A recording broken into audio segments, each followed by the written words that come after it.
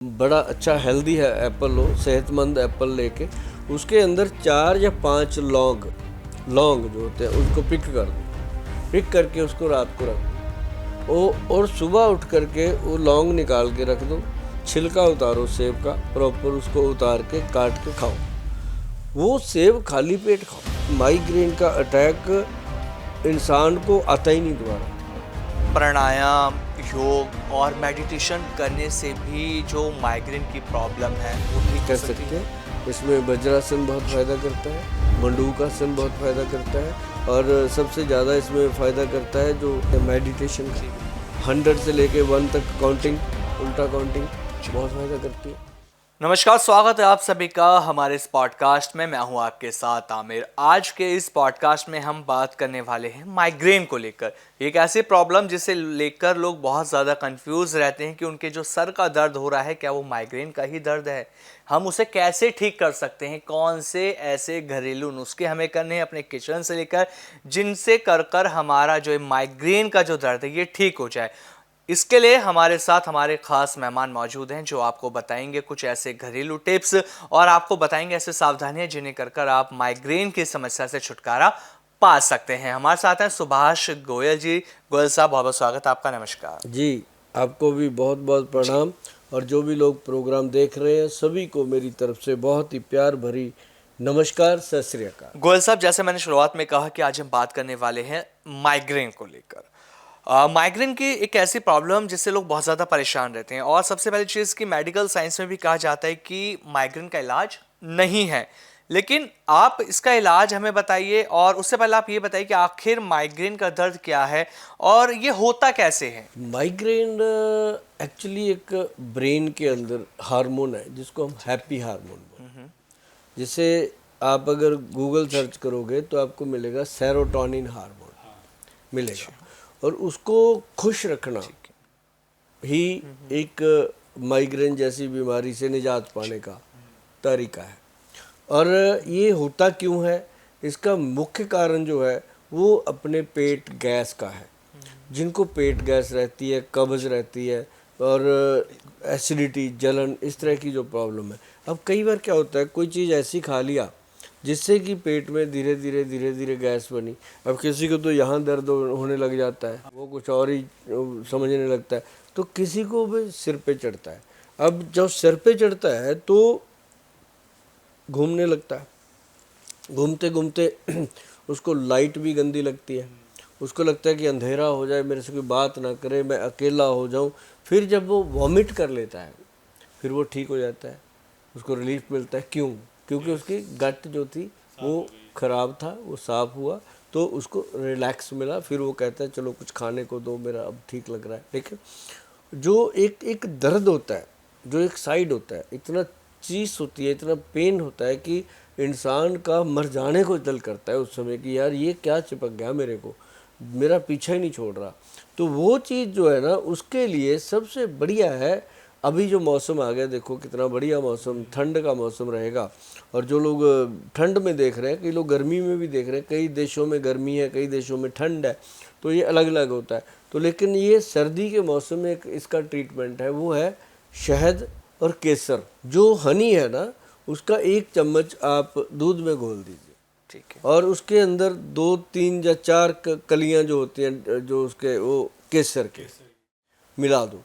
मिला के उसको थोड़ी देर ढक के रखो जब तक केसर उसके अंदर पूरी तरह मैश नहीं हो जाता, मिक्स नहीं हो जाता, जब तक अपना पूरा रंग नहीं छोड़ता। हाँ पूरा रंग नहीं छोड़ देता, तो उसको फिर उसको जब आपने देखा कि उसमें हनी डल गया, नेचुरल उसमें स्वीटनर हो गया, तो उसको घोल करके आप पियो।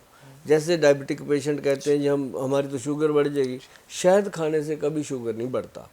अगर नकली शहद खाओगे तो बढ़ेगा, असली शहद तो असली है, उसमें तो कोई मीठे वाला अंश ही नहीं है। असली शहद से शुगर स्पाइक नहीं करता क्या? क्योंकि मैंने देखा है ना, हम जितने लोगों को हम देते हैं, हमारा जो कश्मीरी शहद आता है वो देते हैं, तो बहुत लोगों के पास असली भी मिलता है, तो वो उससे कभी शुगर नहीं बढ़ता। तो उसके साथ अगर केसर लेते हैं तो हमारा जो हार्मोन है ना, ये एक्टिव होता है, ये एनर्जेटिक होता है। और अगर जो दर्द हमें डेली सता रहा था, या हफ्ते में 1 दिन सता रहा था, 2 दिन हो रहा था, उसमें महीनों का गैप आने लगता है। तो इतना फ़र्क पड़ता है इससे। तो ये बहुत बेहतरीन चीज़ है। मतलब गोयल साहब, जैसा भी आपने कहा कि जो माइग्रेन का दर्द हमें होता है उसका जो मेन कारण है हमारा पेट है, पेट की वजह से हमें माइग्रेन का दर्द उठता है। बिल्कुल।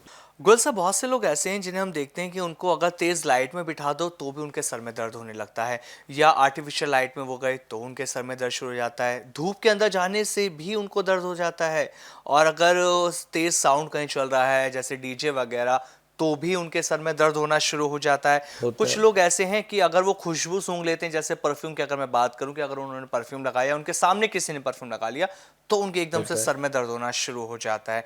या कुछ लोग ऐसे हैं प्रॉपर खाना नहीं खाते, भूखे रहते हैं, काम का प्रेशर या कुछ भी हम कह सकते हैं, भूखे रहने से भी उनके सर में दर्द होना शुरू हो जाता है।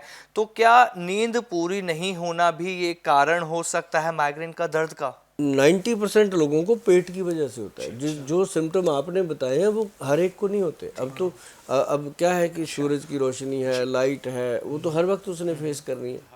ये कुछ परसेंट लोग हैं जो बहुत ज़्यादा डीप स्ट्रेस लेते हैं, या बहुत ज़्यादा स्क्रीन फेस करते हैं, और बहुत ज़्यादा रीडिंग करते हैं या राइटिंग करते हैं।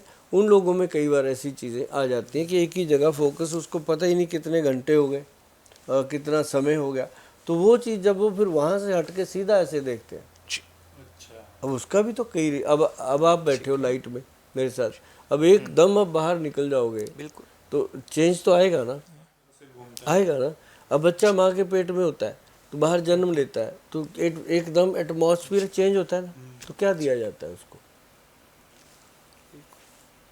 हनी चटाया जाता है ना उसको, गुड़ती कह के चटाते हैं, कुछ भी कह के उसको जब हनी दे देते हैं, क्यों देते हैं? कि उसकी बॉडी का जो तासीर है वो चेंज हो जाए।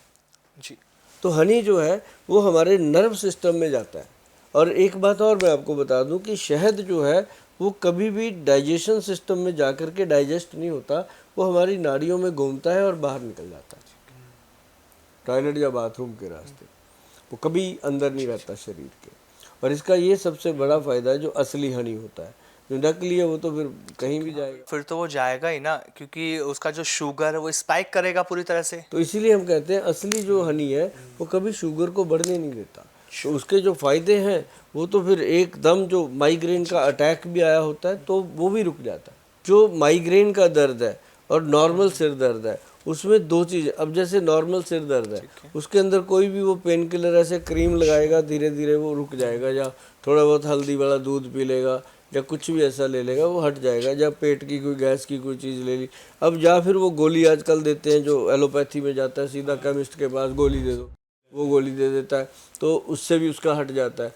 लेकिन जो माइग्रेन का पेशेंट होता है वो ना तो गोली से हटता है, जी जी, बिल्कुल बिल्कुल सर। ना ही उसका किसी मामूली साधन से रुकेगा।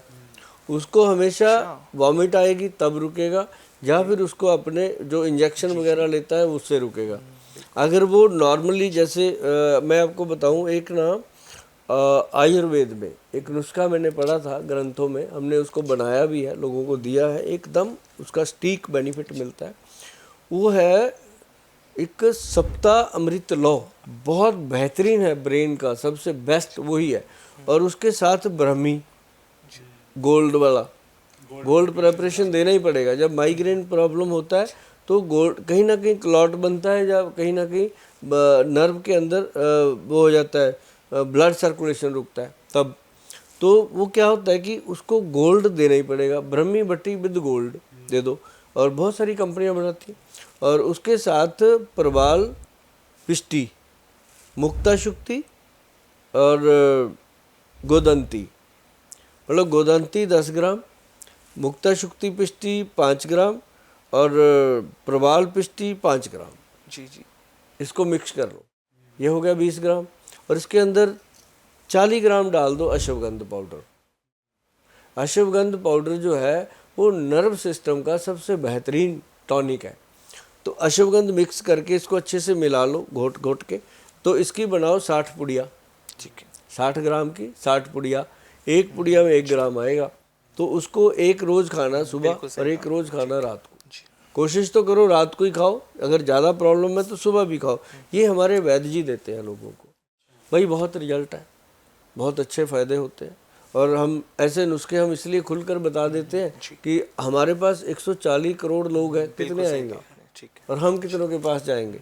जो आ सकते हैं वो आ जाते हैं और जो बना सकते हैं वो बना भी लेते हैं। गोयल साहब, जैसे भी आपने दो औषधियों का नाम लिया, एक का नाम है मुक्त शुक्ति और एक का नाम है मुक्त पिष्टी। आप ये बताइए कि इन दोनों को मिलाना कैसे, क्योंकि एक तो बहुत ज्यादा महंगी और एक सस्ती है, तो इनको कैसे मिलाएं? नहीं, जो जो सस्ते वाली है मुक्ता शुक्ति पिष्टी, जो सीप से बनती है, एक होती है मुक्ता पिष्टी जो मोती से बनती है। अगर वो हम डालेंगे तो वो ज़्यादा गर्मी पैदा कर देती है। उसको जो है ना गर्मैश बॉडी के अंदर, उसको ठंडा रखने के लिए मुक्ता शुक्ति पिष्टी और उसके साथ प्रवाल पिष्टी, ये जो है गर्मी को शांत करती है और गर्मैश यही होती है। पित्त प्रकृति के होते हैं ज़्यादा लोग जिनका ब्रेन में प्रॉब्लम आता है। जिसको माइग्रेन की प्रॉब्लम है उसको ये त्रिफला पाउडर और हिंगबास्टिक पाउडर तो घर पे रखना ही चाहिए। जब भी ऐसी प्रॉब्लम आए 1 चम्मच खा लो, खा के लेट जाओ, थोड़ी देर गर्म पानी पी लो ऊपर से, तो आराम मिलता है। अगर यहाँ पे जैसा खाए अन्न वैसा होए तन, ये तो पुराने ग्रंथों में लिखा है कि जैसा हम खाएंगे वैसा हम बाहर उसका आउटपुट पाएंगे, है ना। जो दारू पीता है वो गालियाँ देता है, वो नहीं गालियाँ देता तो मोहब्बत लुटाता है, उसमें 2 ही गुण आते हैं। या फिर जैसा आप भोजन करोगे, कोई एनर्जेटिक खाओगे तो उसके साथ आपके अंदर एनर्जी आएगी, आप सैर करोगे, आप घूमोगे, आप फिरोगे, एंजॉय करोगे। मतलब खाने से ही सारा कुछ है। और डाइट जो है आपकी सही होनी चाहिए और गट हेल्थ को हमेशा ठीक रखना। सुबह उसको चाहिए सबसे पहले वो सैलड खाए, भरपूर मात्रा में खाए। जैसे मान लो उसको बॉडी का वेट है उसके अकॉर्डिंग भी खा सकते हैं, लेकिन आजकल बॉडी वेट के मुताबिक हजम नहीं होता। लेकिन यह है कि 300-400 ग्राम जो फ्रूट है, सॉरी सैलड है, वो खाए और 1 या 2 फ्रूट। अब इसमें वो जो एप्पल, मैं आपको बताऊं, एक एप्पल होता है जो अपना बड़ा अच्छा हेल्दी है एप्पल लो, सेहतमंद एप्पल लेके उसके अंदर 4 या 5 लौंग जो होते हैं उसको पिक कर दो। बिल्कुल पिक करके उसको रात को रख दो जी। और सुबह उठ करके वो लौंग निकाल के रख दो, छिलका उतारो सेब का, प्रॉपर उसको उतार के काट के खाओ। वो सेब खाली पेट खाओ। माइग्रेन का अटैक इंसान को आता ही नहीं दोबारा अगर वो डेली खाने लग जाए। और लौंग जो है वो सुबह निकाल देने हैं, वो आगे मसाले में यूज़ कर लो, कहीं कर लो, दोबारा उसको यूज़ ना करो। तो वो इतना सा काम है। और फिर बाकी जो फ्रूट है, जो आपके मनपसंद फ्रूट है, सबसे पहले सलाद खाए, फिर फ्रूट खाए। एप्पल डेली खाए लौंग वाला, और उसके बाद फ्रूट के बाद वो आधे पौने घंटे बाद अपनी दिनचर्या शुरू करें। चाय पानी जो भी लेता है वो ले सकते हैं। उसके बाद वो जो दिन में चाय लेते हैं 11 बजे 12, वो बंद कर दें, सीधा भोजन करें। जो लंच है वो बहुत बढ़िया करें, उसमें दही हो, दही की छाछ हो, बहुत फ़ायदेमंद होती है। वो अच्छे से करे, डट के करे, पूरा पेट भर के करे। उसके बाद आधा घंटा लेट करके फिर उठ के अपना काम करें ये। और रात को जो डाइट है वो बहुत लाइट होनी चाहिए, रात का खाना उसका बहुत लाइट होना चाहिए। और बहुत सारे लोग हैं जिनको माइग्रेन भी होता है, रात को दारू पीते हैं।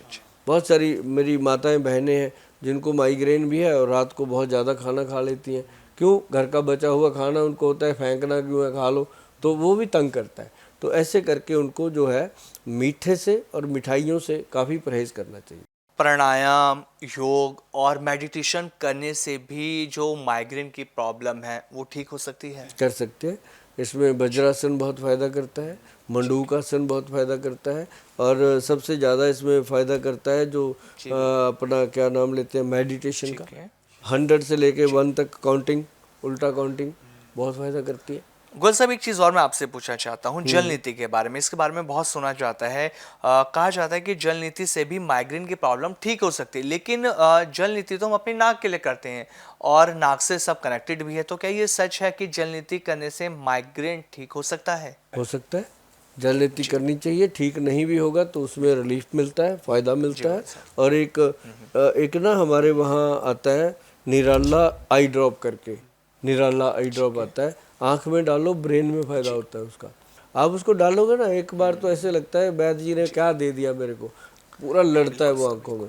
लेकिन वो धीरे धीरे करके ऐसे लाइट हो जाता है कि तुरंत वो माइग्रेन जैसे अटैक को रोक लेता है। गोयल साहब, जिस तरह से हमने इस पूरे पॉडकास्ट में बात करी माइग्रेन को लेकर, अगर मैं इसका एक शॉर्ट में निचोड़ निकालूं तो माइग्रेन के जो पेशेंट हैं जो लंबे टाइम से परेशान हैं कि उन्हें माइग्रेन की प्रॉब्लम है, तो उन्हें एक तो जो आपने नुस्खे बताए वो ज़रूर करने चाहिए, साथ ही साथ उन्हें योग प्राणायाम भी करना चाहिए, जल नीति के बारे में हमने बात करी वो भी करना चाहिए, और जो परहेज खाने का बताया अगर वो सब कर लेते हैं तो उनके लिए सोने पर सुहागा है, क्योंकि पूरी तरह से उनका जो माइग्रेन है वो कंट्रोल हो जाता है उसका दर्द। और एक काम और करना है उसने कि बार बार फ़ोन ना करे कि गोयल साहब वो आपने क्या बताया था, वो क्या पता है उसमें क्या होता है, हम उठा नहीं पाते, फिर लोग नाराज़ होते हैं। तो उसको चाहिए कि इस वीडियो को सेव कर ले, जब भी उसको लगे इसको ध्यान से सुने, आराम से बैठ के सुने, कोई जल्दबाजी नहीं, इसमें से सारा ट्रीटमेंट मिल जाएगा उसको। ये ऐसा वीडियो है। बिल्कुल गोयल साहब, मतलब अगर माइग्रेन की प्रॉब्लम है उससे छुटकारा चाहना है तो ये नुस्खे अपनानी होंगे, ये चीज़ें करनी होंगी, जी। उन चीज़ों का भी ध्यान रखना होगा कि किस चीज़ से एलर्जी है, क्योंकि बहुत से लोग ऐसे होते हैं कि परहेज प्रॉपर नहीं करते।